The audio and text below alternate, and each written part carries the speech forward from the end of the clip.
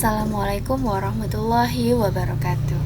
Hello everyone, selamat datang di video pembelajaran kali ini yang berjudul Model, Pendekatan, Strategi, Metode, dan Teknik Pembelajaran. Dalam dunia pendidikan, terdapat berbagai konsep yang digunakan untuk mendesain pembelajaran agar proses belajar di kelas lebih efektif dan efisien. Nah, beberapa konsep utama yang akan kita bahas dalam video kali ini meliputi konsep dasar tentang model pembelajaran, pendekatan pembelajaran, strategi pembelajaran, metode pembelajaran, dan teknik pembelajaran.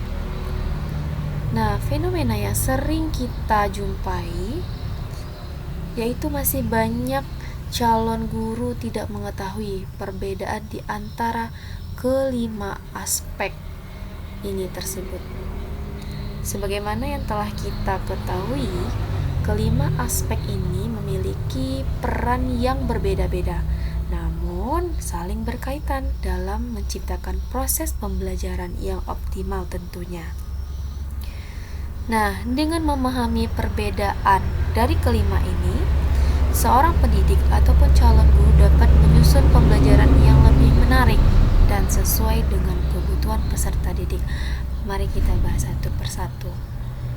Nah, ini ada quote, "Most teachers are not born but are building." Nah, sebagian besar guru tidak dilahirkan tetapi dibangun, sedang dibangun. Maksudnya adalah guru akan terus belajar melalui kesalahan-kesalahannya, dan guru juga butuh belajar dan pelatihan-pelatihan untuk dapat menjadi guru yang profesional. Jadi guru harus dibangun. Nah, ini adalah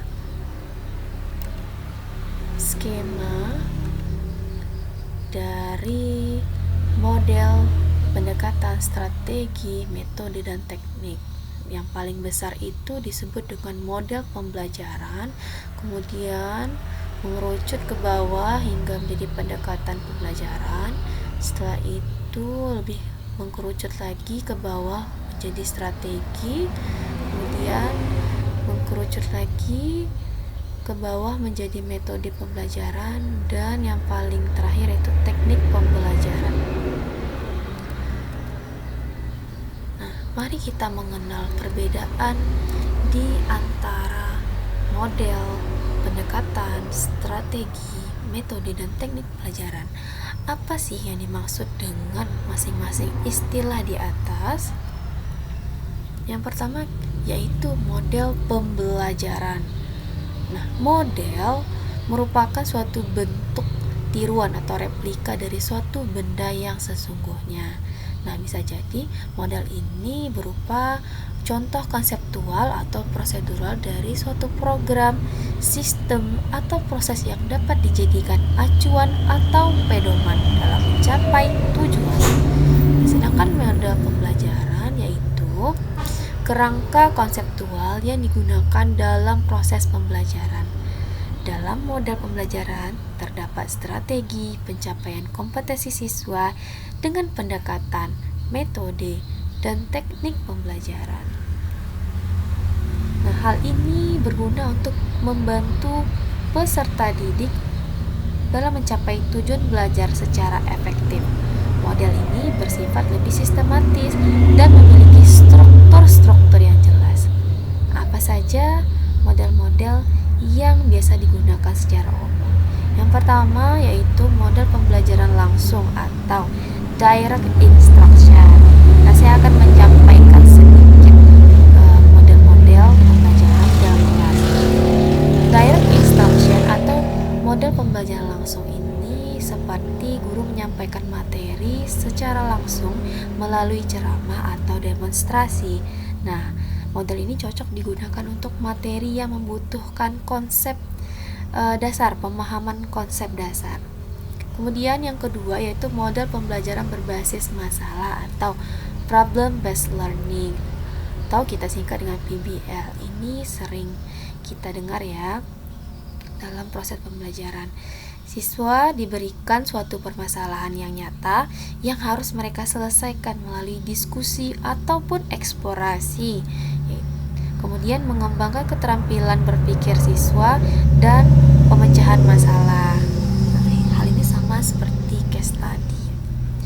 Kemudian yang ketiga yaitu metode pembelajaran kooperatif atau cooperative learning.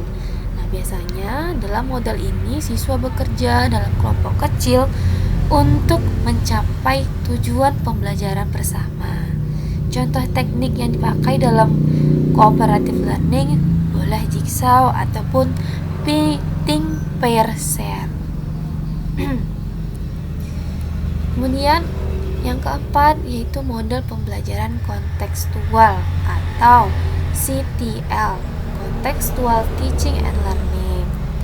Nah, hal ini menghubungkan materi pembelajaran dengan situasi kehidupan yang nyata agar lebih dipahami oleh siswa. Kemudian, jadilah contextual teaching learning yang bisa dipakai oleh guru. Jadi, pemilihan model pembelajaran bergantung pada tujuan, karakteristik siswa, serta jenis materi yang diajarkan di dalam kelas. Nah, hal ini bisa disesuaikan dengan materi pembelajaran dan juga mata pelajaran apa yang diajarkan oleh guru. Kemudian kita lanjut pendekatan pembelajaran. Nah, pendekatan ini merupakan suatu rangkaian tindakan yang terpola atau terorganisir berdasarkan prinsip-prinsip tertentu. Nah, bisa secara filosofis, psikologis, didaktis, dan ekologis. Nah, sedangkan pendekatan pembelajaran merupakan suatu rangkaian tindakan pembelajaran yang dilandasi oleh prinsip dasar tertentu, yang mewadahi, menginspirasi, menguatkan, dan melatari metode pembelajaran tertentu.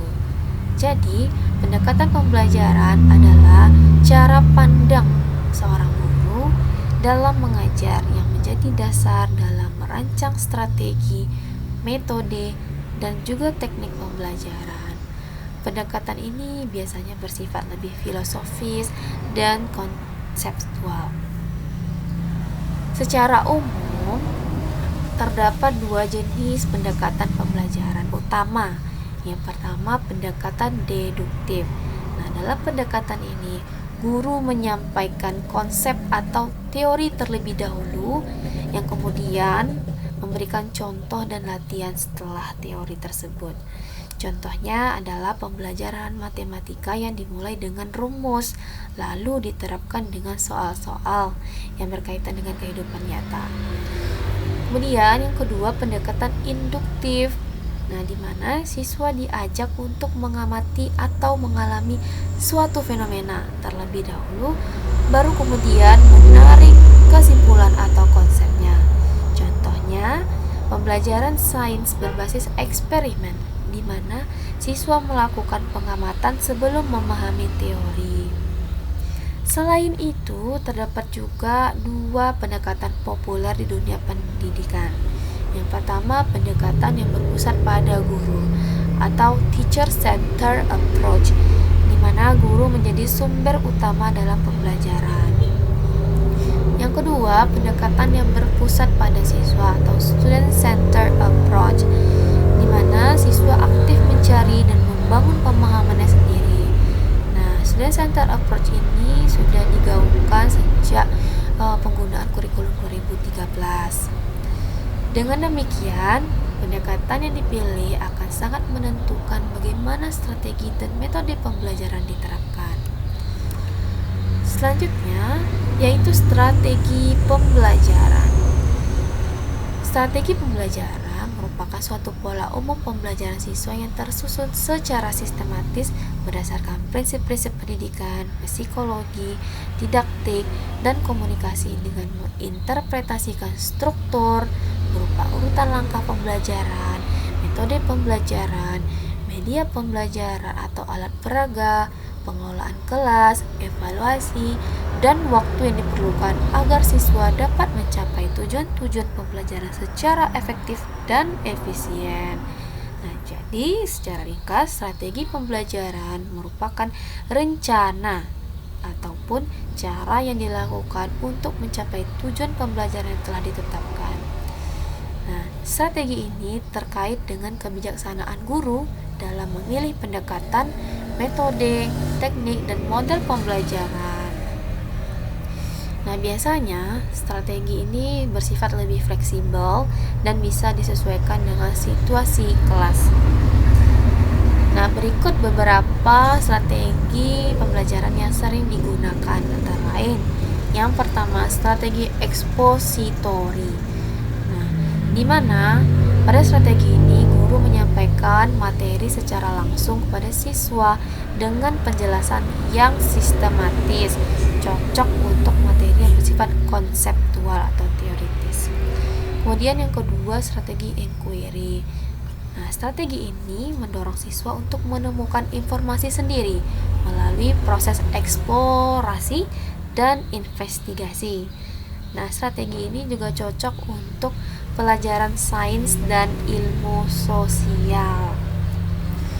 Kemudian yang ketiga, ada strategi pembelajaran aktif. Nah, pada strategi pembelajaran aktif ini, siswa dilibatkan secara aktif dalam pembelajaran, misalnya melalui diskusi, simulasi, atau presentasi. Nah, pentingnya keaktifan siswa dalam strategi ini. Kemudian yang keempat, strategi pembelajaran berbasis proyek atau project based learning. Nah, pada strategi ini siswa harus mengerjakan proyek yang melibatkan penelitian dan eksplorasi mandiri di antara siswa-siswa, boleh di dalam suatu kelompok. Nah, dengan demikian, strategi yang dipilih harus sesuai dengan pendekatan dan model yang digunakan dalam pembelajaran tersebut. Lanjut, yaitu metode pembelajaran. Nah, metode ini terkait dengan prosedur, urutan, langkah-langkah, dan cara yang digunakan guru dalam pencapaian tujuan pembelajaran. Nah, maka dari itu, metode pembelajaran adalah cara spesifik yang digunakan oleh guru dalam menyampaikan materi kepada siswa. Metode ini merupakan implementasi dari strategi pembelajaran yang dipilih oleh guru. Nah, beberapa metode pembelajaran yang pada umumnya digunakan oleh guru di kelas. Yang pertama, ini metode yang sangat familiar ya, yaitu metode ceramah. Pada metode ceramah, guru biasanya hanya menyampaikan materi secara lisan. Biasanya, metode ceramah ini efektif untuk menyampaikan informasi dalam waktu singkat. Contohnya, pada pertemuan di awal, boleh digunakan metode ceramah. Yang kedua, metode diskusi. Nah, pada metode diskusi ini, siswa harus berpartisipasi aktif dalam mendiskusikan suatu topik permasalahan untuk memperdalam pemahaman siswa-siswa. Yang ketiga, metode demonstrasi. Nah, pada metode demonstrasi ini, guru memperlihatkan suatu proses atau konsep secara langsung kepada siswa. Nah, kemudian didemonstrasikan oleh siswa di depan kelas. Nah, metode ini cocok untuk pembelajaran keterampilan seperti seni budaya dan juga cocok untuk pembelajaran sains. Nah, yang keempat yaitu metode tanya jawab. Nah, pada metode ini guru mengajukan pertanyaan untuk memancing pemikiran yang kritis dan juga interaksi dari siswa di kelas. Nah, dari sekian banyak contoh metode pembelajaran, nah, oleh karena itu, pemilihan metode harus memperhatikan karakteristik peserta didik di kelas dan juga disesuaikan dengan tujuan tujuan pembelajaran yang ingin dicapai oleh guru di kelas. Next, yaitu teknik pembelajaran.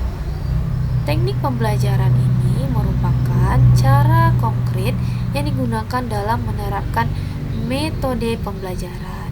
Teknik ini biasanya lebih spesifik dan dapat bervariasi tergantung kondisi kelas.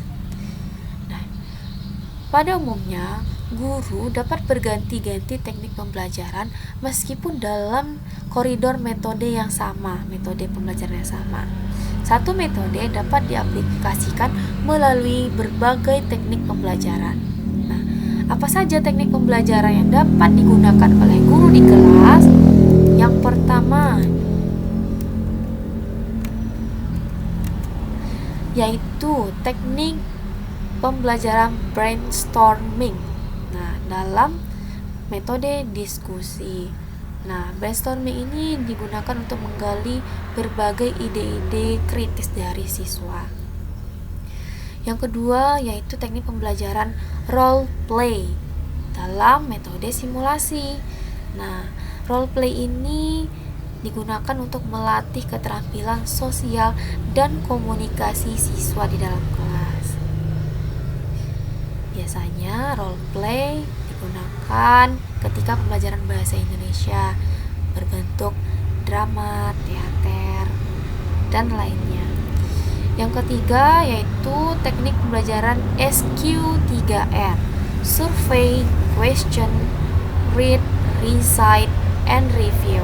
Nah, dalam metode membaca khususnya. Metode SQ3R digunakan untuk meningkatkan pemahaman siswa terhadap suatu bacaan atau teks.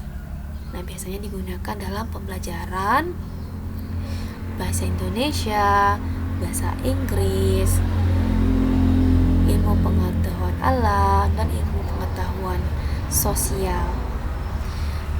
Nah, kemudian dari berbagai macam teknik pembelajaran yang sudah dijabarkan, dengan demikian teknik pembelajaran dapat kita kombinasikan dengan berbagai metode untuk meningkatkan efektivitas pembelajaran di kelas. Nah, berikut perbedaan antara model, strategi, metode, pendekatan pembelajaran. Sini bisa dilihat model merupakan gambaran proses pembelajaran yang disusun secara sistematis berdasarkan berbagai prinsip atau teori belajar digunakan untuk mengorganisir pengalaman belajar agar tujuan pembelajaran tercapai. Misalnya, model pembelajaran kontekstual atau CTL yang sudah saya jelaskan, model pembelajaran berbasis masalah atau PBM. Kemudian pendekatan titik tolak atau sudut pandang terhadap proses pembelajaran. Misalnya, pembelajaran teacher center dan student center. Kemudian strategi merupakan perencanaan yang berisi rangkaian kegiatan yang didesain untuk mencapai tujuan pendidikan tertentu. Misalnya pembelajaran langsung atau pembelajaran discovery. Yang terakhir, metode merupakan upaya mengimplementasikan rencana yang disusun dalam kegiatan nyata untuk mencapai tujuan secara optimal. Misalnya metode ceramah, diskusi, dan tanya jawab. Nah, contoh penerapan. Nah, di sini ada penerapan pendekatan saintifik. Nah, langkah-langkah pendekatan saintifik ini berupa observing ataupun mengamati, questioning atau menanyakan, associating menalar, kemudian experimenting mencoba dan mengeksperimen, kemudian networking membentuk jejaring. Ini merupakan langkah-langkah pada pendekatan scientific approach. Kemudian untuk metode kita contohkan cooperative learning. Cooperative learning ini biasanya dilakukan dalam suatu kelompok, ya. Ada positive interdependency, individual accountability, promotive interaction, conflict management, dan group processing. Nah, seperti ini bentukan dari cooperative learning yang dilakukan dalam suatu kelompok diskusi. Kemudian contoh penerapan lainnya ini model pembelajaran. Contoh pembelajaran yang kita gunakan yaitu jigsaw. Nah, guru membagikan ke dalam kelompok kecil, bisa berisi 4 siswa ataupun 5 siswa tergantung dari jumlah siswa di kelas. Nah, kegiatan awalnya yaitu guru mengkondisikan siswa dan menyampaikan tujuan pelajaran. Kemudian guru menjelaskan model pembelajaran yang digunakan. Kemudian siswa di kelas dibagi dalam beberapa kelompok. Yang kegiatan intinya, siswa yang berada dalam kelompok kembali ke kelompok asal. Setiap siswa dari tiap kelompok asal diberi suatu bagian materi yang akan dibahas. Kemudian siswa pada kelompok ahli mendiskusikan bagian materi yang menjadi tanggung jawabnya. Nah, setelah itu anggota kelompok yang mendapatkan bagian materi yang sama berkumpul menjadi satu kelompok. Nah, kegiatan penutup. Setelah diskusi dalam kelompok asal, semua siswa dievaluasi secara individual mengenai semua materi yang telah dipelajari. Tujuannya yaitu setelah dievaluasi diadakan pemberian skor dan penghargaan pada setiap kelompok. Kemudian ini contoh penerapan teknik membaca kuis atau reading quiz. Nah, biasanya guru-guru mengadakan kuis di kelas dengan beberapa pertanyaan seperti kuis hari ini, hewan apa yang terbang dan dapat menghasilkan madu? Kemudian siswa yang dapat menjawab pertanyaan atau kuis yang disediakan. Nah, standar proses pendidikan. Standar proses pendidikan SPP berdasarkan PP nomor 19 tahun 2005 bab 1 pasal 1 ayat 6. Standar nasional pendidikan yang berkaitan dengan pelaksanaan pembelajaran satu satuan pendidikan untuk mencapai standar kompetensi lulusan. Berfungsi sebagai pengendali proses pendidikan untuk memperoleh kualitas hasil dan proses pembelajaran. Kemudian pedoman bagi guru, kepsek, pengawas, dan dewan sekolah maupun pendidikan dalam melaksanakan tugas dan tanggung jawab yang berkaitan dengan pendidikan. Sistem pembelajaran dalam standar proses pendidikan. Nah, inputnya berupa siswa dan sumber daya yang ada. Kemudian sistem selanjutnya proses pembelajaran yang dilaksanakan di dalam kelas, meliputi guru, siswa, dan sumber daya yang lainnya. Kemudian menghasilkan produk output, yaitu tercapainya tujuan pendidikan. Nah, jadi sistem pembelajaran ini bergantung pada tujuan pendidikan yang akan dicapai. Hal ini bermanfaat untuk merancang dan merencanakan proses pembelajaran yang optimal ke depannya. Manfaat perencanaan proses pembelajaran. Yang pertama, untuk keberhasilan atau capaian pembelajaran yang dapat diramalkan sehingga diperoleh hasil yang optimal pula. Kemudian ada prediksi hambatan yang mungkin muncul dalam proses pembelajaran sehingga dapat ditentukan berbagai strategi yang bisa digunakan dan dilakukan untuk mencapai tujuan pembelajaran tersebut. Kemudian pemanfaatan sumber dan fasilitas belajar lebih maksimal. Nah, faktor apa saja yang mempengaruhi sistem pembelajaran? Yang pertama yaitu siswa. Nah, siswa merupakan faktor yang mempengaruhi sistem pembelajaran di kelas. Kemudian yang kedua, guru. Guru juga merupakan salah satu faktor yang mempengaruhi sistem pembelajaran di kelas. Nah, kualitas guru dapat mencerminkan keberhasilan dari tujuan pembelajaran di sekolah. Kemudian media, fasilitas, dan lingkungan. Hal ini merupakan sumber daya yang bisa mempengaruhi sistem pembelajaran di sekolah. Nah, media dan fasilitas serta lingkungan yang mendukung dan lengkap dapat menciptakan sistem pembelajaran dan tujuan pembelajaran yang bisa dicapai di sekolah. Nah, bagaimana caranya ya agar siswa dapat mencapai tujuan pembelajaran? Nah, ini tergantung dari strategi, karena strategi pembelajaran yang digunakan akan menghasilkan hasil belajar siswa berupa kognitif, afektif, dan psikomotorik yang optimal pula. Nah, seperti gambar ini. Siswa-siswa di sini mendapatkan piala karena menjuarai suatu perlombaan. Nah, karena strategi yang baik disusun untuk mencapai tujuan yang baik pula, sehingga tujuan harus jelas dan dapat diukur keberhasilannya. Nah, kesimpulannya yaitu pembelajaran yang efektif memerlukan pemahaman tentang pendekatan, model, strategi, metode, dan teknik pembelajaran yang saling melengkapi. Pendekatan menjadi dasar, model memberikan gambaran sistematis, strategi menyusun rencana, metode mengimplementasikan, dan teknik menyesuaikan proses pembelajaran. Dengan kombinasi yang tepat, guru dapat menciptakan pembelajaran yang optimal pula, berorientasi pada siswa, dan mencapai tujuan pendidikan secara efektif.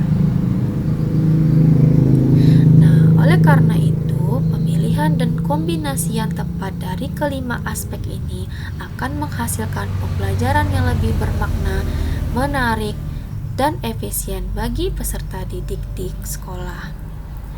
Saran dari saya yaitu gunakan pendekatan yang sesuai dengan karakter siswa, kombinasikan berbagai strategi dan metode agar pembelajaran lebih bersifat dinamis. Kemudian, manfaatkan teknologi untuk meningkatkan daya tarik peserta didik, evaluasi juga efektivitas secara berkala, dan dorong keterlibatan aktif siswa dalam kelas untuk hasil belajar yang optimal. Oke, sekian dari penjelasan materi kali ini. Terima kasih telah menyimak video pembelajaran ini. Semoga video pembelajaran ini dapat bermanfaat dan memberikan insight yang positif dalam menciptakan proses pembelajaran yang efektif. Dan selamat belajar. Sampai jumpa di materi berikutnya.